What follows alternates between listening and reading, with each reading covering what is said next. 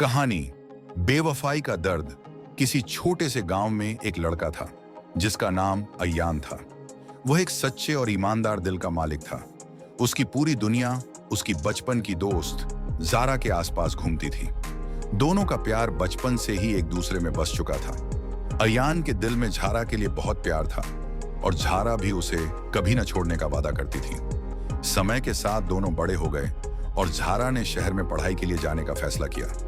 अय्यान ने उसे बधाई दी और उसके सपनों को समर्थन दिया। लेकिन जब झारा शहर गई तो वह धीरे धीरे अय्यान से दूर होने लगी। वह उसके फोन कॉल्स का जवाब नहीं देती और अय्यान के संदेशों पर उसकी खामोशी बढ़ने लगी। कुछ महीनों बाद अय्यान ने सुना कि झारा ने किसी और से दोस्ती करना शुरू कर दिया था। उसे यह सुनकर गहरा दुख हुआ, क्योंकि उसने कभी नहीं सोचा था कि झारा उसे छोड़कर किसी और के साथ रिश्ते में पड़ सकती है।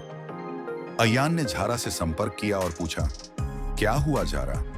क्या हमने जो सपने देखे थे वह सब झूठ थे? झारा ने कहा, अय्यान, यह सही नहीं था, लेकिन मैं अब बदल चुकी हूं। तुम्हारी तरह प्यार करने का मुझे अब कोई मतलब नहीं है। मैं आगे बढ़ चुकी हूं। अय्यान का दिल टूट गया, लेकिन उसने सोचा कि अगर झारा खुश है तो उसे अपनी जिंदगी की राह पर चलने देना चाहिए।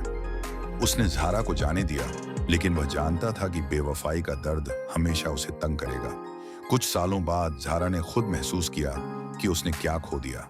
उसने अय्यान से संपर्क किया और माफी मांगी, लेकिन अय्यान ने उसे समझाया, मैंने तुम्हें कभी गुस्से से नहीं देखा।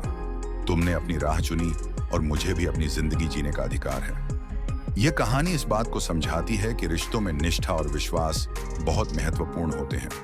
कभी कभी लोग अपनी गलतियों से सीखते हैं, लेकिन दूसरों को अपने अतीत से उबरने का अवसर देना भी जरूरी है।